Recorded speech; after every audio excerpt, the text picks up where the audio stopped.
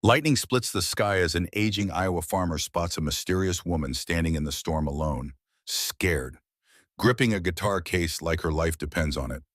What he doesn't know is that she's running from a ruthless man determined to silence her forever. Secrets, betrayal, and danger follow close behind, plunging the quiet farmland into a showdown he never saw coming. Soon, he'll have to risk everything he's built to protect the woman whose haunting voice once captivated millions, but who now desperately needs his help to survive. Can an ordinary man take on powerful enemies to save someone he barely knows? Will courage and faith prevail over threats and manipulation? If you love dramatic stories of justice, unexpected heroes, and redemption against the odds, stay tuned and hit that subscribe button now because the fight for truth is just beginning, and you won't want to miss how this incredible story ends. Jacob Emery first noticed the storm clouds piling up in the western sky as he drove his battered old pickup down the winding country road. He was 61 years old, lean from decades of farming, and his leathery hands gripped the steering wheel with the steady resolve of a man who had weathered many tempests, both real and metaphorical. The plan was simple: deliver a few extra crates of eggs and homemade preserves to the local church before the worst of the weather set in, then hurry back to his aging but beloved Iowa farm. His fields had been parched for weeks, so the rain was actually welcome, but he would have preferred a gentler shower to the swirling mass of black clouds overhead. Lightning flickered on the horizon, followed by the low rumble of thunder. Still, Jacob was determined. He'd given Reverend Boyles his word that he'd help stock the church's pantry, and he wasn't one to break a promise. He had lost his wife, Mary, nearly 10 years earlier. Cancer took her swiftly, leaving him with an empty house and a heart heavier than any boulder on his property. The two had never been blessed with children, so all Jacob had was the land acres upon acres that had been in his family since the late 1800s.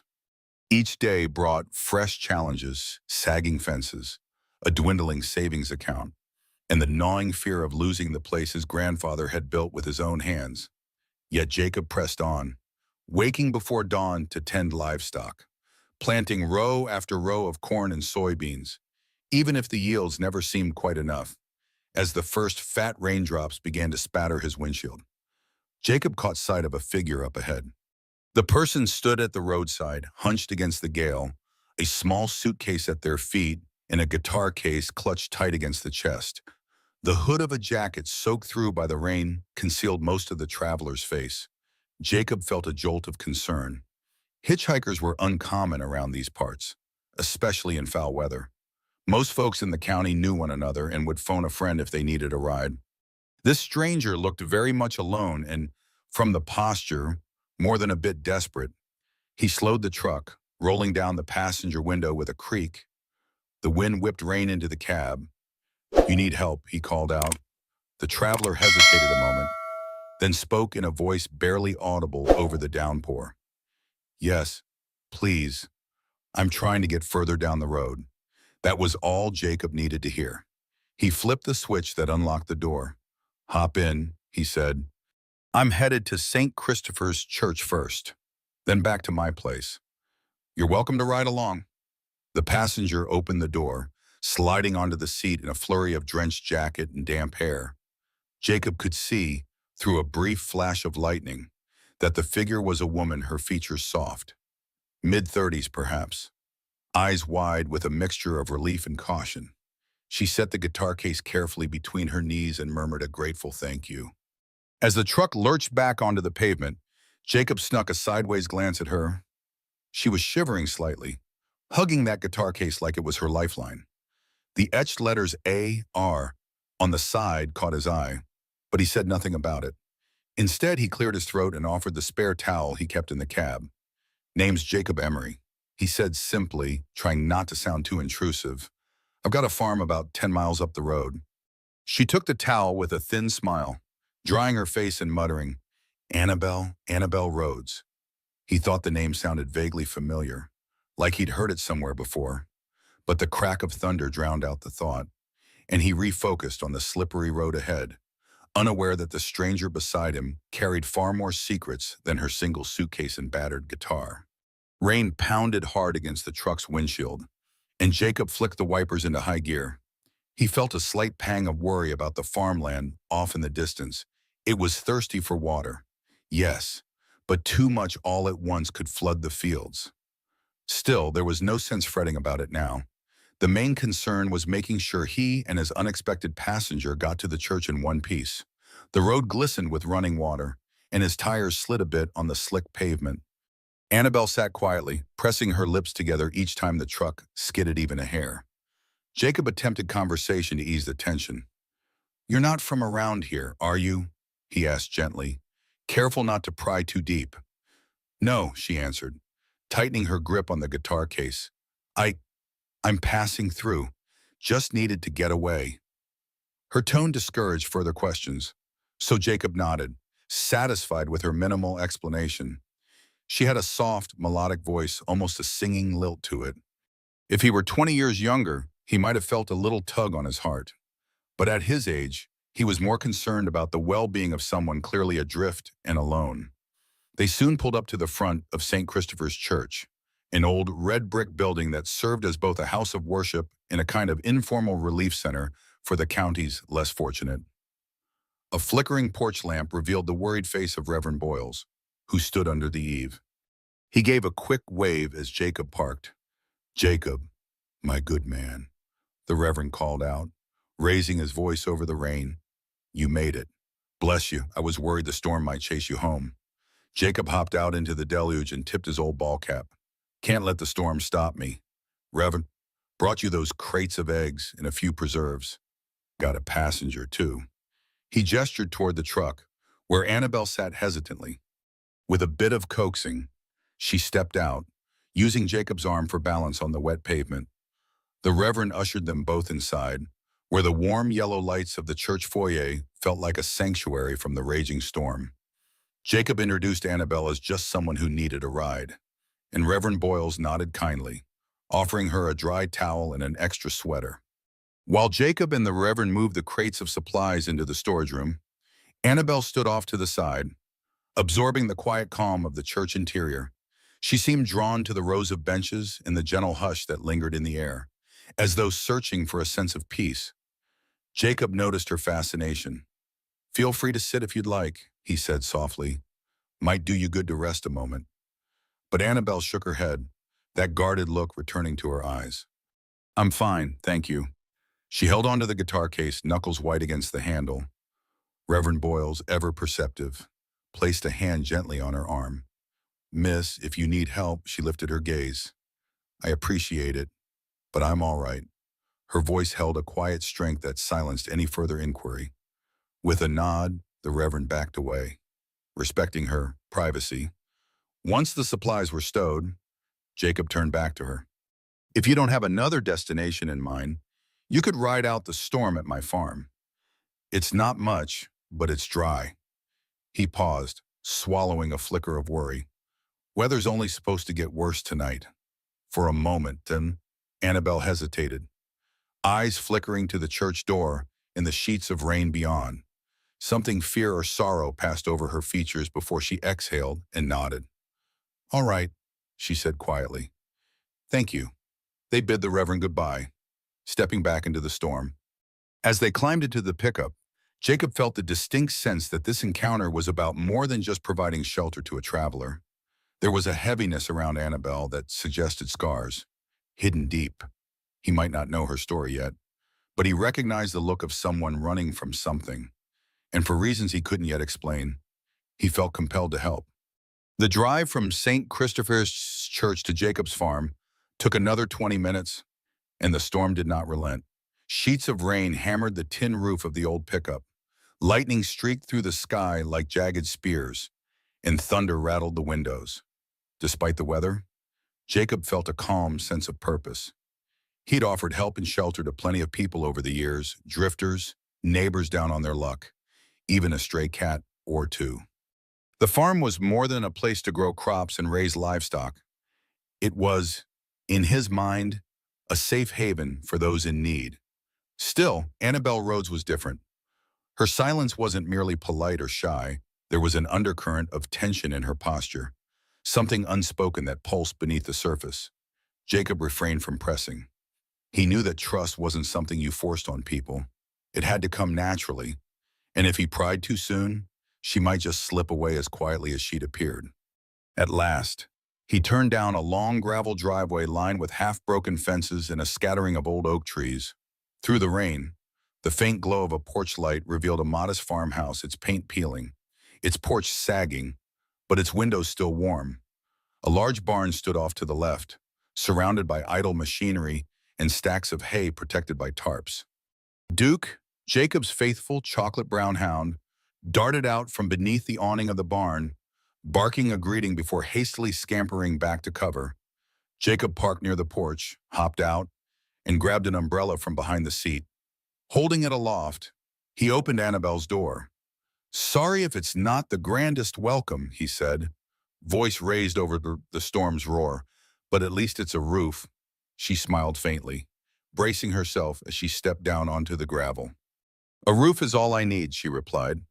Clutching her guitar case in one hand and her small suitcase in the other, she followed him up the steps. Inside, the house smelled of old wood and a lingering scent of coffee. The living room held a worn-out couch, an armchair that had seen better days, and walls lined with family photos dating back decades. A few pictures showed Jacob as a younger man, standing beside a radiant woman with kind eyes. Mary, no doubt. It was clear that the farmhouse hadn't changed much since her passing. There was a certain careful preservation to the place. Jacob led Annabelle to a small guest room near the back of the house.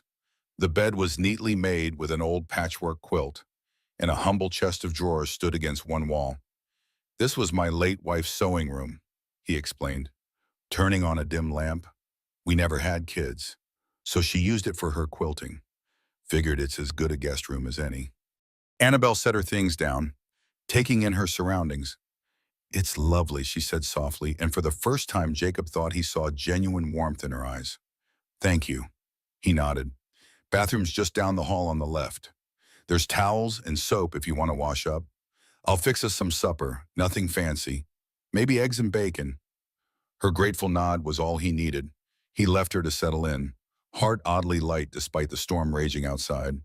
Something told him this was more than a casual act of kindness. The old farmhouse, which had felt so empty for so long, might soon be filled with a presence that would stir up memories and possibly new beginnings he never dared imagine. After a quick change into dry clothes, Jacob busied himself in the kitchen, cracking eggs from his own coop into a bowl and whisking them with practiced efficiency. He tossed strips of bacon onto a sizzling cast-iron skillet, the aroma bringing a sense of homey comfort to the otherwise cold, wet night.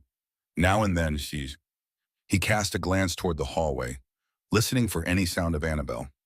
He heard water running. She was presumably taking a short shower. Duke patted in, shook off some excess rainwater, and eyed Jacob expectantly. "No, boy, not tonight," Jacob chuckled, giving the dog a quick ear scratch. "You'll get your scraps once we're done." Duke let out a soft huff, then settled in a corner, content to wait. Soon enough, Annabelle emerged from the hallway, her damp hair brushed back and her cheeks flushed from the warm water. She wore a simple flannel shirt, likely Jacob's, borrowed from a spare closet, and jeans that were clearly a bit too large. Yet, she carried herself with a quiet dignity, hugging her arms as though feeling out of place. Jacob motioned to the table. "Sit. It's almost ready." The meal was simple: scrambled eggs, bacon, and a couple slices of homemade bread toasted on the skillet. Annabelle took small bites at first, but soon her hunger overcame her reticence. She finished every morsel, and Jacob was pleased to see color returning to her cheeks. Over coffee, he gently tried to learn a bit about her, but she kept her answers short. Yes, she traveled a lot. No, she didn't have family nearby. Yes, she appreciated his generosity. No, she didn't have a set destination. When Jacob offered her more coffee, she gave a small nod. "If it's not too much trouble," she said, voice quiet. "Not at all." As he poured, he mustered the courage to be a bit more direct. "You a musician?" He gestured to the guitar case she had set against the wall. For a moment, her gaze flickered to the case and back again. "Yes," she admitted, I used to perform. Jacob waited, sensing she might reveal more. But she clammed up, sipping her coffee with a distant look in her eyes. Deciding not to push further, he simply said, "Well, it's nice to have music in the house again. My wife used to sing in the church choir. She had the voice of an angel. Folks said." He paused, letting a small, melancholy smile cross his face. "House has been awful quiet since she passed. I'm sorry for your loss," Annabelle murmured, her voice filled with genuine sympathy. Jacob looked at her, and for the first time he noticed faint shadows under her eyes, the same sort of weariness he'd seen in his own mirror after Mary died. This was more than just a traveler's fatigue. It looked like heartbreak etched into her expression. "Everyone's got something they're carrying," he said softly, not expecting a reply. To his surprise, Annabelle nodded. "Yes, I suppose we do." A flicker of pain crossed her features, but she masked it with a polite sip of coffee. The storm continued outside, pounding against the windows. Yet inside, the kitchen felt warm, both from the small feast and from the fragile, tentative connection forming between these two lonely souls. Whatever weight Annabelle bore, Jacob sensed that, at least for tonight, she was safe within these old farmhouse walls. Morning arrived with a calmer sky, though gray clouds still hovered. Jacob woke early, as usual, and found the house oddly comforting with the knowledge he wasn't entirely alone. Slipping on his boots, he stepped outside to feed the livestock. The land smelled of wet earth, a welcome sign that the crops might perk up, though, if the rain persisted. It could become a muddy mess. He felt that familiar tug of uncertainty every farmer knows nature gives and nature takes, all on its own schedule. While he tossed feed for the chickens, he heard the creak of the screen door. Turning, he saw Annabelle emerge, wearing the same borrowed clothes as last night, her hair braided loosely over one shoulder. She gave a hesitant wave. "Morning," she said softly. "Morning," he echoed. "Figured you might sleep in a bit." She shrugged. "Couldn't. I'm used to early mornings, too." Then, spotting the chickens pecking around his feet, she cracked a small smile. "Never actually fed chickens before." Jacob handed her a scoop of feed, guiding her through the motions. Annabelle scattered the grain a bit unevenly, but the birds didn't mind. They clucked happily and set to work pecking at the ground. She let out a tentative laugh at the way the chickens surged forward. "They seem hungry." "Always are," Jacob remarked, grateful she was willing to share in a routine chore. He gestured toward the barn. "I have a small dairy operation, too. You're welcome to help, though it might be messy." She paused, then nodded with a trace of determination. "I'd like that." In the barn, Duke trotted alongside them, tail wagging. They passed the stalls where two Jersey cows stood, calmly chewing cud. Jacob showed Annabelle how to prepare the milking station, and she watched intently, absorbing every instruction. As she carefully set the pail and attempted her first awkward pulls, the cow flicked its tail, and Annabelle jumped back, startled. Jacob suppressed a chuckle, placing a hand gently on her shoulder to reassure her. "You'll get the hang of it," he said. "Just be patient." Annabelle tried again, more carefully.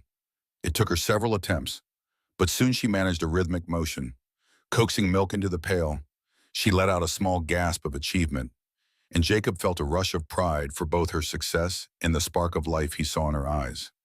They finished the morning routine and returned to the house for a quick breakfast toast with jam, plus black coffee to chase away the chill. In the daylight, Annabelle examined the living room photos more closely, pausing at one that showed Jacob and Mary in front of a bright red tractor. "She looks lovely," Annabelle said quietly. "She was," Jacob replied, a softness in his voice that hinted at old wounds. Then he turned the conversation gently. "How about you? Anyone waiting for you somewhere?" Annabelle lowered her gaze. "No, not anymore." The haunted look flickered again, and Jacob nodded in understanding, deciding it was best not to pry. Yet that brief moment of openness told him more than any long explanation could. Whoever Annabelle was, she was someone running from a life that no longer fit, from a pain that lingered. He sensed the undercurrents of an untold story, one that had driven her to a stranger's farm in the midst of a storm. And for reasons he couldn't explain, he felt compelled to help her find whatever solace she needed, even if it meant letting her keep her secrets a little while longer. Later that same day, Jacob decided he needed a run into the nearby town of Greenfield. A broken fence post in the north pasture required new lumber, and he had a short list of groceries to pick up. To his surprise, Annabelle asked if she could tag along. She said she wanted to stretch her legs, though Jacob suspected she was curious about the local community, or perhaps wary of being left alone too long. The drive to Greenfield was pleasant. The storm clouds had dispersed, leaving wide swaths of blue above the rolling farmland. Jacob pointed out landmarks: an old one-room schoolhouse converted into a feed store, a narrow creek where he used to fish as a boy, and a line of elm trees that marked the boundary between his land and the next. Annabelle peered at everything with quiet attentiveness, occasionally smiling at Duke, who rode in the truck bed, his ears flapping in the wind. Greenfield was a modest place, a single main street with brick storefronts, a diner named Marla's Kitchen, and a general store run by Mr. Haskins. Jacob parked in front of the store, stepping out with a wave to the folks who loitered on the sidewalk. People greeted him by name. He was a fixture in these parts. After all, though not exactly known for being talkative. Annabelle held back a little, tugging a baseball cap low over her eyes. Jacob offered her an encouraging nod. "Don't worry," he said quietly. "They're good people. Inside." Mr. Haskins greeted Jacob with a hearty grin. "Emery thought you'd show up after that downpour. Lucky your place didn't flood out." Then he noticed Annabelle. And who might this be? She opened her mouth to reply, but Jacob gently spoke first. "A friend helping out at the farm for a bit," he said. "Name's Annabelle." Haskins extended a hand, and Annabelle shook it politely, offering a small, polite smile. Jacob could see her tension, her shoulders a bit stiff. She seemed afraid someone might recognize her, though he couldn't fathom why. While Mr. Haskins tallied up the lumber costs, Jacob noticed a stack of magazines near the counter. Celebrity gossip rags, the kind he never bothered with. The top cover featured the headline, "Where is she now? The mysterious disappearance of country star Annabelle Rhodes." Beneath the bold letters was a photograph of a glamorous young woman in a sequined dress, microphone in hand, her eyes bright with stage lights. Jacob blinked, his gaze flickering between the magazine and Annabelle. The woman on the cover looked so polished, so confident, yet there was an undeniable resemblance, the same shape of the bow, the same soulful eyes. He felt his stomach twist. Could it really be her? He quickly looked back at Annabelle, who avoided his eyes. She'd seen the magazine too. Her face had gone pale, sensing her discomfort. Jacob smoothly placed a hand over the pile of magazines, shifting them aside. "Anything else we need for the farm?" he asked, voice calm. She swallowed, then shook her head. "No, I think that's it." Mr. Haskins, oblivious, handed over the bill and chatted on about the coming county fair. As they walked out, Jacob carried the lumber on his shoulder, while Annabelle clung to a small bag of groceries. Neither spoke a word about the magazine or the name on it, but the tension in the air was unmistakable. And Jacob suspected he'd just uncovered a piece of Annabelle's secret that changed everything. Back in the truck, the silence was thick. Annabelle stared at her hands, her grip on the grocery bag uncomfortably tight. Jacob set the lumber in the bed, glanced at Duke, then climbed behind the wheel. He started the engine but didn't pull away immediately. Instead, he let the rumble of the truck fill the space, giving Annabelle a chance to speak if she wanted. When she said nothing, he inhaled slowly and said, "Listen, I'm not one to pry, but if you've got something you need to tell me, now might be a good time." Her eyes flicked to his, a mixture of fear and resignation in them. She cleared her throat, glancing out the window at the small-town street scene, neighbors greeting neighbors, teenage kids riding bikes, an old couple sharing an umbrella under the midday sun. Finally, she spoke, her voice trembling. "I never meant to lie to you, Jacob. I didn't know if I could trust anyone." Jacob nodded, not looking away. "So, you are Annabelle Rhodes." The country singer. She breathed out, her entire body deflating. Yes, she said quietly. I am. He leaned back against the seat, processing. I knew your name sounded familiar, but, well, I don't follow the music scene much. I've seen your face on commercials. I think, or maybe in the paper. He paused, searching her face. The magazines say you disappeared.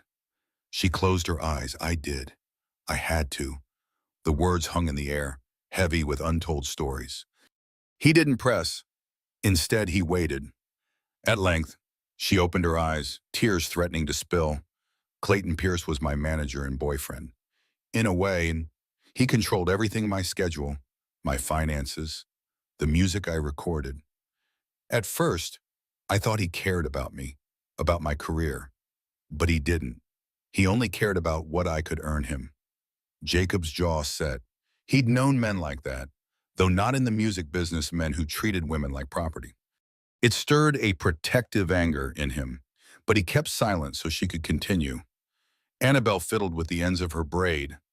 I found out he was cheating me out of royalties, forging contracts in my name. When I tried to leave, she took a shaky breath, and Jacob had no trouble filling in the blanks. The bruise on her arm he'd noticed earlier, the wary look in her eyes. That's why you ran, he said gently. She nodded. Yes, I left my phone behind, cut off my credit cards. I didn't want him to track me. I drove until my rental car broke down near a bus station a couple counties over. Then I hitchhiked and ended up in that storm. Jacob felt the weight of her confession. This wasn't just a simple matter of a celebrity on the run from paparazzi. Annabelle was escaping something truly dangerous, and she'd chosen his farm by sheer chance to hide. Sighing, he reached over and placed a comforting hand on her shoulder. You're safe for now, he said. He's not going to find you here. She closed her eyes again, nodding. Thank you, I don't want to bring trouble to your doorstep. Jacob shook his head. Trouble or not, you needed help. I don't regret that. He hesitated a moment, then added, but you need to think about what comes next. Hiding forever might not be the answer. Her eyes opened, a flicker of determination beneath the tears. I know, she murmured. I need time, Jacob. Time to figure out what to do. He put the truck in gear and pulled away from Greenfield. Then take all the time you need. We'll sort this out together. Over the next few days, a quiet routine settled in at the Emery farm. Annabelle continued helping with chores, feeding animals, milking cows, and occasionally assisting Jacob in the fields when the weather allowed. She took to the work with a surprising tenacity, as if the simple, grounded tasks provided an antidote to the anxiety that clung to her. More than once, Jacob found himself admiring her resolve. She wasn't just passing the time, she was immersing herself in a world drastically different from the glitzy stages she must have once known. In the evenings, after supper, they would sit in the living room. Jacob often thumbed through an old farm ledger or read the local paper while Annabelle cradled her guitar, plucking strings softly. At first, she played only instrumentals slow, haunting melodies that seemed to reflect the hush of the countryside at dusk. But soon, she began to sing quietly. Jacob was mesmerized by her voice, warm yet powerful, carrying an undercurrent of longing. There was no fancy reverb, no microphone, just the raw purity of a gifted artist rediscovering her music in a farmhouse living room. One evening, he dared to ask her more about her songs. She hesitated at first, but then explained that she'd been writing new material songs that weren't commissioned by a label. Songs that captured her heartbreak, her need for freedom, and her awakening to a simpler life. Jacob listened intently, offering only the occasional nod. For a man of few words, he found himself utterly drawn to her artistry. During the day, he noticed another change. Annabelle began to venture outdoors more confidently, no longer ducking her head every time a truck rumbled down the country lane. She even accompanied Jacob on a trip back to St. Christopher's Church, where she helped Reverend Boyles organize a small clothing drive. Afterward, she spent time chatting with some of the older parishioners, smiling at their stories of harvest festivals and local legends. There was, however, A lingering sense of unease, like a distant thunder that wouldn't entirely fade. Sometimes a sound from outside would make Annabelle flinch, or she'd grow quiet when a conversation veered too close to her past. At night, Jacob would check the locks on the doors twice, mindful of the shadow that loomed beyond their rural sanctuary. He also noticed something else. Folks in town had started asking questions. Mr. Haskins had mentions to a few curious neighbors that Jacob Emery had taken in a female helper. It was harmless gossip, the sort that circulated in a small community, but Jacob worried it might draw the wrong kind of attention if anyone got too nosy, or if a stranger came snooping with more pointed questions. One afternoon, while repairing the fence line, Jacob spotted a dark SUV rolling slowly down the public road that bordered his property. The windows were tinted, and it lingered a bit too long before driving off. He felt a knot tighten in his gut. Could it be someone connected to Clayton Pierce? Or was he letting his imagination run wild when he returned to the house? Annabelle was tuning her guitar on the porch. He almost told her about the SUV, but then decided against it. She deserved at least a little peace. Instead, he simply said, "We might want to be careful about who we talk to in town. Keep things low-key." She nodded, understanding perfectly, her fingers pausing mid-note. They were living in a fragile calm, each day tinged with the possibility that her past might come roaring back. Yet in that suspended moment, the farm offered sanctuary, a place where their shared burdens felt a little lighter, and where they could both rediscover parts of themselves they thought were lost. One brisk morning, Annabelle woke earlier than usual, drawn to the window by the faint glow of dawn. The field stretched out in a misty haze, dew sparkling like tiny diamonds on the grass. She quietly dressed in the work clothes Jacob had loaned her, sturdy jeans and a flannel shirt, then made her way outside. She found Jacob near the barn, carrying a bucket of feed for the chickens. He glanced up, mildly surprised. "You beat me to the chores," he teased, a half smile on his weathered face. She took the bucket from him gently. "I want to help, and I wanted to talk to you about something," she said.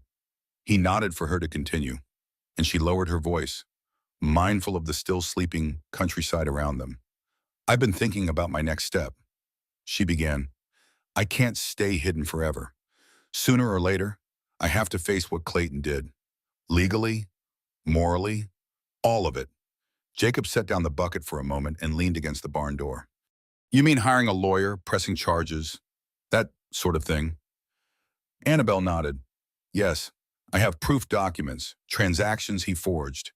There's enough to at least threaten a lawsuit, maybe even criminal charges. But to do that, I have to come forward. I have to step into the spotlight again." He studied her face, seeing the conflict there. "That means risking Clayton finding you," he said, "and the media, too. Once you go public, it'll be a feeding frenzy." She took a shaky breath. "I know, but if I don't do it, I'll always be running, and I refuse to let him control my life any longer." There was steel in her voice, the same determination she'd shown when learning to milk a cow. Only now it was aimed at something far more daunting. Jacob admired her courage.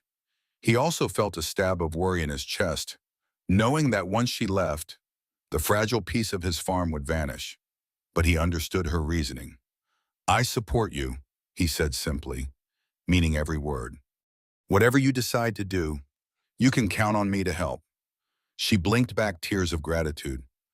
"Thank you," she whispered, covering his hand with hers. For a moment, they stood there in the early light, sharing a silent understanding that they were at a crossroads. The day pressed on, full of small farm tasks, but the conversation lingered in the back of Jacob's mind. By late afternoon, Annabelle had made several phone calls on a burner phone she'd picked up at a gas station weeks prior, calls to an old friend in Nashville, calls to a lawyer who had once helped her negotiate a recording contract. She spoke quietly, pacing in the farm's living room, leaving Jacob to busy himself in the barn so he wouldn't overhear more than necessary. When she emerged, she looked both drained and resolute. "They want me to come to Nashville as soon as I can," she said. "The lawyers need me to sign documents, give statements. There's a chance the label might settle out of court, but we can't know until I'm there in person. Jacob felt that pang of selfish longing, wishing she could stay a bit longer, wishing they had more time to explore the bond that had grown between them. But he forced a small smile. Then that's what you need to do, Dorothy said. Duke, and I'll hold down the fort here. This farm isn't going anywhere. Annabelle's eyes glistened, and she nodded. I know, she whispered, her voice catching. That's what I love about it. They spent the next 2 days making arrangements. Annabelle borrowed Jacob's truck to run back into Greenfield and pick up a few necessities and outfit more suitable for a legal meeting than mud-stained jeans, a proper suitcase to replace the battered backpack she'd been using, to keep her identity under wraps. She wore sunglasses and a broad hat, feeling a bit absurd but unwilling to risk being recognized.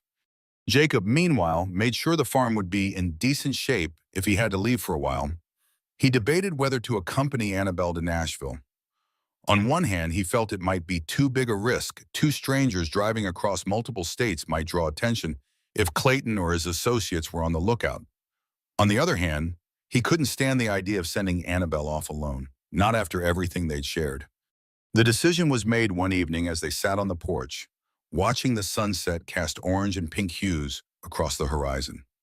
Annabelle strummed her guitar softly, humming a tune Jacob didn't recognize. When she finished, he spoke up. If you need me there, I'll come, he said. I'm not much good in a city, but I can at least offer moral support. She glanced over, a tender expression on her face. I do want you there, she admitted, but I also don't want to upend your life. This farm I can manage a week or two, he interrupted gently. Besides, my neighbor, Gil Reeves, owes me a favor. He can watch the livestock. A shy smile touched her lips. Then let's do it. We'll drive together. Keep each other safe.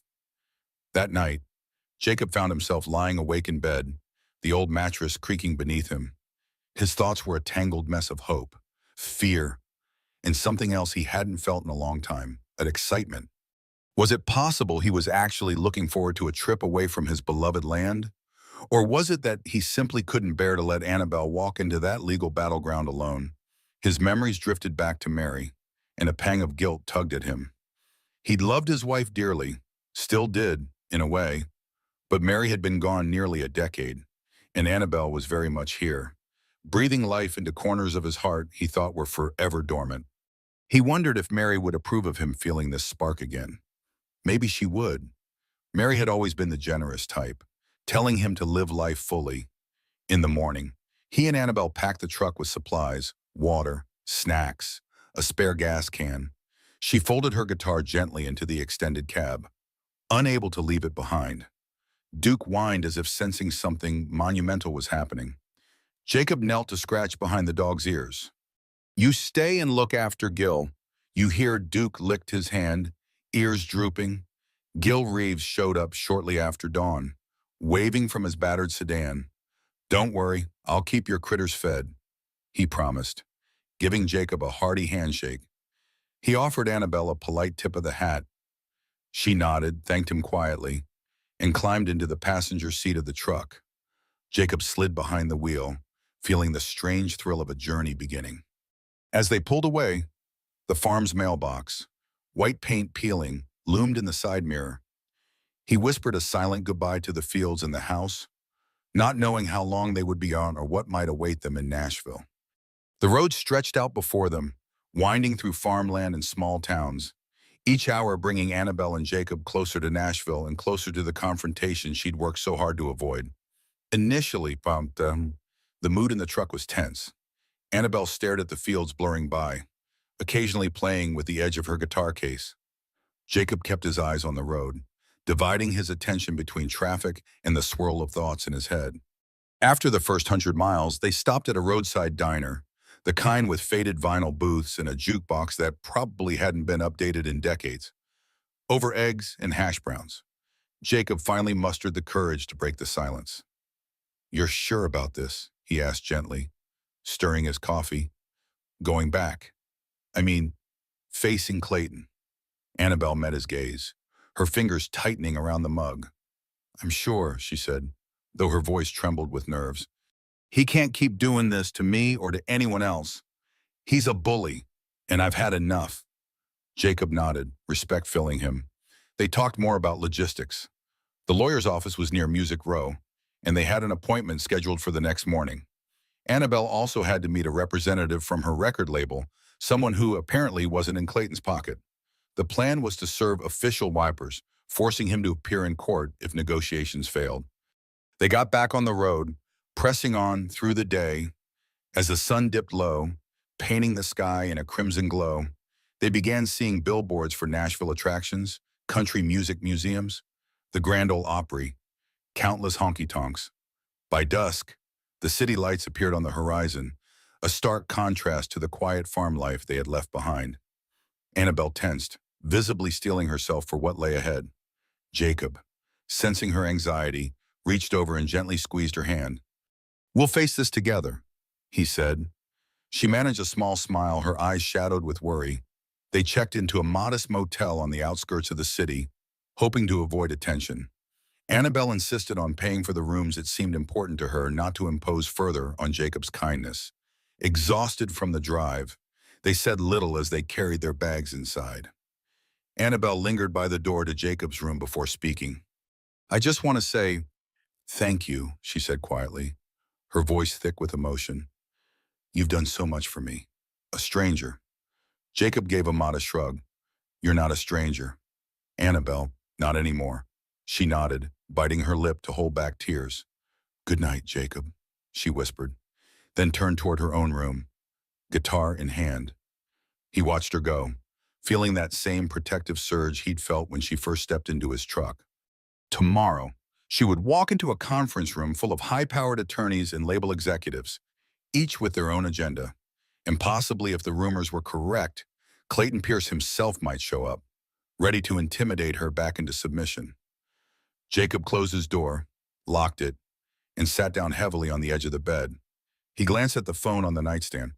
For a moment, he considered calling Gil to check on the farm, but decided against it. There was nothing he could do from here. Anyway, instead, he prayed silently, asking for the strength to help Annabelle through whatever awaited them. Then, weary from the long drive, he switched off the light and tried to sleep, visions of farmland and starlit porches dancing in his head. Morning arrived, and with it, a sense of tense anticipation. Annabelle dressed in a simple navy blue pantsuit, an outfit entirely unlike the rhinestone-studded ensembles that had once been her stage uniform. She wanted to appear poised but not flashy, confident but not arrogant. Jacob waited outside her door, wearing his one decent shirt and slacks. He felt uncomfortable, tugging at the collar, but he also recognized the necessity. They were entering a world of lawyers and public relations experts, and appearances mattered. The law offices sat in a towering glass building that overlooked a busy street filled with honking cars and rushing pedestrians. Annabelle's lawyer, a sharp-eyed woman named Carla Nguyen, met them in the lobby. She shook both their hands, then led them to a conference room that had a panoramic window offering a view of the city skyline. Inside, a second woman in a tailored suit introduced herself as Sharon Fields, a representative from Annabelle's record label, Sunshine Records. Jacob felt out of place as they got down to business. Carla presented documents, listing out the financial irregularities and manipulative clauses in Annabelle's contracts. Sharon explained that the label was willing to negotiate if Annabelle would return to recording under fair terms. But the real threat was Clayton Pierce, who not only had a personal hold on Annabelle, but also some loyal allies within the music industry. Annabelle's voice was steady as she described the emotional abuse and the intimidation she'd endured under Clayton's so-called management. Carla nodded, taking notes, then looked at Sharon. "If Sunshine Records truly wants to separate itself from this scandal, we need them to support a restraining order," she said, "and we need them to release Annabelle from those exploitative clauses." Sharon nodded thoughtfully. "We've drafted new paperwork that would grant Annabelle sole control of her future recordings. The board knows a public lawsuit would damage the label's reputation if word got out that one of our managers was abusing artists." Jacob caught Annabelle's gaze, silently asking if she was okay. She gave him a tight smile, eyes brimming with both relief and anxiety. It was happening, which was taking back her power. Then the door swung open, and the atmosphere shifted. Clayton Pierce strode in, flanked by a tall man in a suit. Clayton looked polished, exuding a smug confidence that made Jacob's blood boil on sight. He met Annabelle's eyes with a sneer. "So, this is where you've been hiding," he drawled. Carla immediately rose. "Mr. Pierce, you weren't invited to this meeting." Clayton dismissed her with a wave, focusing on Annabelle. "You're making a big mistake, sweetheart," he said, voice dripping with condescension. "You think these lawyers are going to protect you from me?" From the press, Jacob tensed, forcing himself not to speak out of turn. He watched as Annabelle squared her shoulders, refusing to wilt under Clayton's gaze. "I'm done letting you control me," she said, her voice firm. Clayton's eyes narrowed. "You'll regret this." Before he could continue, Carla interjected. "Mr. Pierce, my client has evidence of your financial misconduct and abuse. We're prepared to file criminal charges. If you think you can bully her, you're in for a surprise." The tension in the room crackled. Annabelle remained stoic, though Jacob could see her hands trembling ever so slightly. Clayton opened his mouth to retort, but his lawyer placed a hand on his arm, urging caution. After a moment of tense silence, Clayton took a seat, forcing a smirk that spoke volumes that he was cornered, but not defeated. The negotiations began, with Carla outlining terms and Sharon supporting Annabelle's right to walk away from her current contracts. Clayton's lawyer listened, occasionally conferring in hushed tones. Meanwhile, Jacob stood behind Annabelle's chair, a silent pillar of solidarity, ready to intervene if Clayton tried any more intimidation tactics. For nearly 2 hours, the conference room buzzed with arguments, counteroffers, and legal jargon that made Jacob's head spin. Annabelle's evidence was laid out in stark detail: forged signatures, diverted royalties, and an unsettling pattern of psychological manipulation. Carla pressed relentlessly, highlighting the threat of a criminal lawsuit if Clayton refused to agree to the proposed settlement. Clayton fumed, occasionally pacing the room, but his lawyer reined him in each time he tried to lash out. Sunshine Records, represented by Sharon, made it clear they wanted no part of the scandal. They wished to salvage Annabelle's career in a way that distanced them from Clayton's behavior. By the time lunch rolled around, Clayton's side seemed boxed in, forced to sign a preliminary agreement that ended his professional and personal control over Annabelle.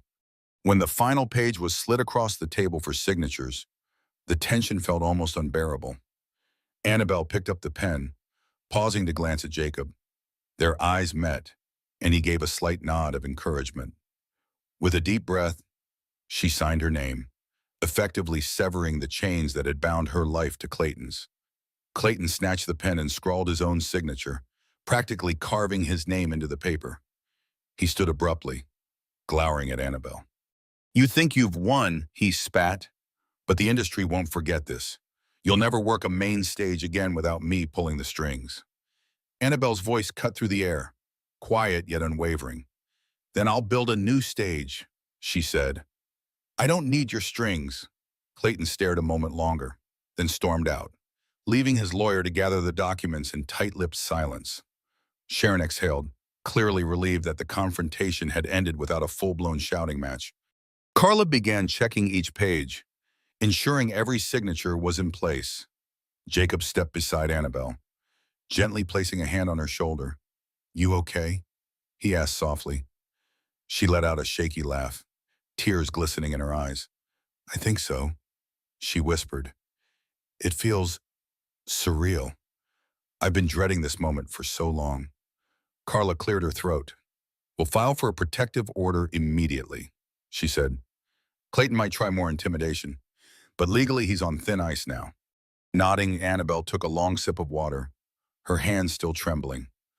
"Thank you, Carla. You have no idea how much this means." Sharon then spoke up, her tone measured but surprisingly compassionate. "Annabelle, I know trust is hard right now, but if you're willing to record new material under fair terms, Sunshine Records still believes in your talent. We'd love to have you, but it's your choice."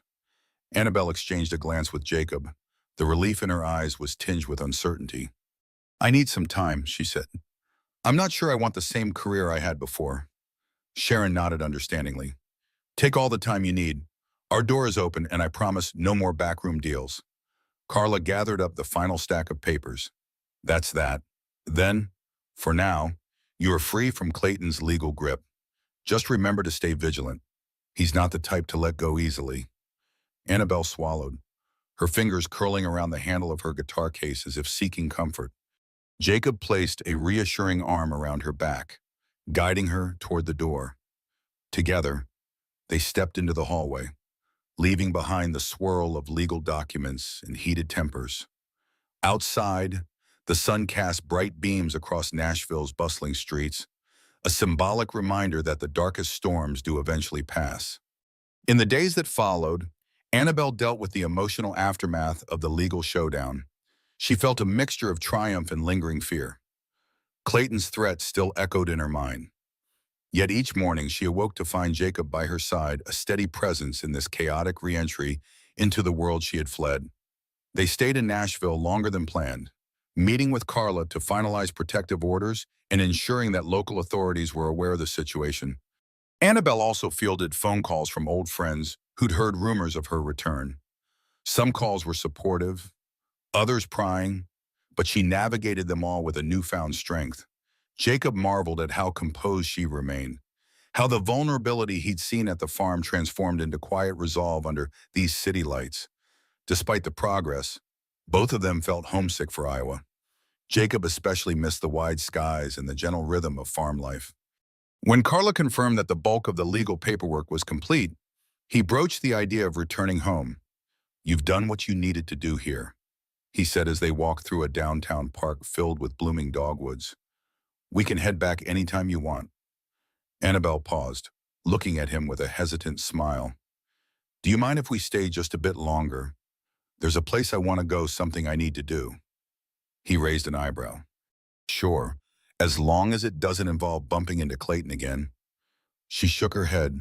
"No, it's the Bluebird Cafe." The name rang a distant bell in Jacob's mind. He recalled reading about it somewhere, a famous spot for songwriters and up-and-coming country singers. "You want to perform?" he asked. Gently. Annabelle looked almost shy. "Sort of. I used to do open mic nights there before everything got so big. It's where I fell in love with songwriting. I thought, maybe I could sing one of my new songs, just to see how it feels." Jacob's heart lifted at the idea. "I think that's a wonderful plan," he said. "I'll be your biggest fan in the audience." She reached for his hand, intertwining her fingers with his. The simple gesture spoke volumes about the bond that had formed between them, born of trust, hardship, and quiet, consistent support. That night, they arrived at the small, unassuming venue. The stage was just a corner of the room, lit by a few warm spotlights. People took turns performing original pieces, some trembling with nerves, others oozing confidence. Annabelle waited in the back, guitar case at her feet, scanning the crowd. No paparazzi, no ominous figures lurking. It felt almost too normal. Finally, her name was called, just Annabelle Shelsom, no surname. She stepped onto the stage, adjusting the microphone. For a moment, she closed her eyes, centering herself. Then she spoke softly into the mic, introducing a song she'd written at a quiet farm in Iowa, a place that had given her refuge. Her gaze flicked briefly to Jacob, sitting near the front, his hands clasped in silent encouragement. Her voice rose, low at first, but gathering strength with each chord. The lyrics told of storms literal and metaphorical, and finding shelter in an unexpected safe harbor. It was raw, vulnerable, and when she reached the chorus, a hush fell over the audience. Even the bartenders paused to listen. Jacob felt tears sting his eyes, overwhelmed by the sheer honesty in her performance. As Annabelle finished, the room burst into applause. She stood there, breathless, a slight quiver in her hand, still gripping the guitar pick. Jacob rose to his feet, clapping until his palms burned. For Annabelle Bishop, this was more than just a song. It was a reclamation of her voice, her dignity, her life. They left Nashville the next morning, the truck loaded with a new sense of purpose and a cautious hope for the future. Carla assured Annabelle that if Clayton violated the protective order, he'd be in serious legal trouble. The label had sent a revised contract, which Annabelle tucked into her suitcase, no hurry to sign, but grateful for the chance to record on her own terms one day. Jacob drove most of the way, while Annabelle occasionally strummed her guitar in the passenger seat. Their conversations drifted between planning the immediate tasks that awaited them back at the farm and imagining possibilities beyond it. She spoke of maybe buying a small place in Nashville, just a little cabin, she joked, where she could come and go to record new music. He mentioned ways to revitalize the farm, perhaps experimenting with a direct-to-consumer produce model. They were big ideas, but after everything they'd overcome, neither found them impossible. As they crossed into Iowa, a sense of relief washed over them both. The farmland, with its endless rows of crops and softly rolling hills, felt like a refuge all over again. When they finally turned onto that familiar gravel drive, Duke bounded out from the barn, barking frantically. Gil Reeves waved from the porch, calling out, "Welcome back, Jacob," parked by the house. Shutting off the engine, the hum of cicadas filled the evening air. Annabelle stepped out, inhaling deeply as if savoring the scent of the fields. She walked over to Gil, thanking him profusely for taking care of the animals. Gil nodded, winking conspiratorially at Jacob. "Place ran smooth, but it's good to have you both back," he said. "I think we all missed her singing." Jacob found the barn in good order, the fences reasonably mended, and the livestock well tended. But the best part was seeing that the farmhouse no longer felt empty. Annabelle's presence added a quiet warmth. She unpacked her things, setting the new legal documents in a safe drawer, placing her guitar on a stand in the living room as if it belonged there. They spent that night on the porch, the sky ablaze with stars. Annabelle played the song she'd performed at the Bluebird, her voice drifting across the fields. Jacob sat beside her, letting the music wash over him. He realized that, despite the differences in their worlds, they had found something precious solace in each other's company and a shared belief in second chances. Later, as they stood at the porch railing, looking out at the moonlit farm, Annabelle rested her head on Jacob's shoulder. "What happens next?" she asked softly, her breath warm against his flannel shirt. He slid an arm around her waist. "We plant," he said simply. "We tend, we wait for new growth, and we keep going, together." She smiled at the poetic simplicity of his answer. After all the storms, literal and figurative, the soil of their lives was ready for new seeds. Maybe it was love, maybe companionship, or maybe just the steady reassurance that neither was alone anymore. Behind them, the farmhouse's light glowed in the darkness. Far off in the fields, a soft breeze rustled the crops, a lullaby of the land.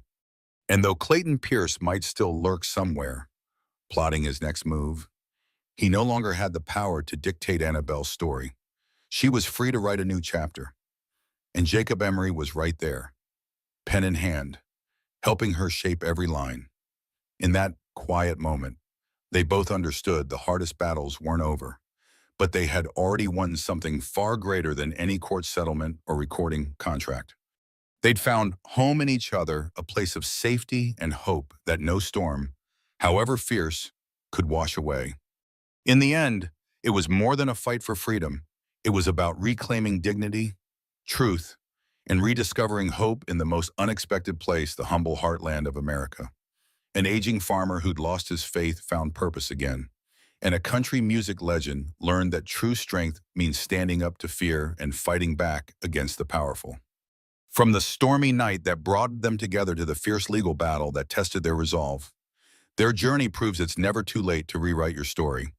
This powerful tale reminds us all that courage can be found where we least expect it, and that sometimes ordinary people can create extraordinary change. Now, we'd love to hear from you. What did you think of their battle for justice and redemption? Do you have your own story of overcoming adversity? Please leave a comment below and join the discussion. Don't forget to subscribe to the channel for more gripping tales that speak to the heart and soul.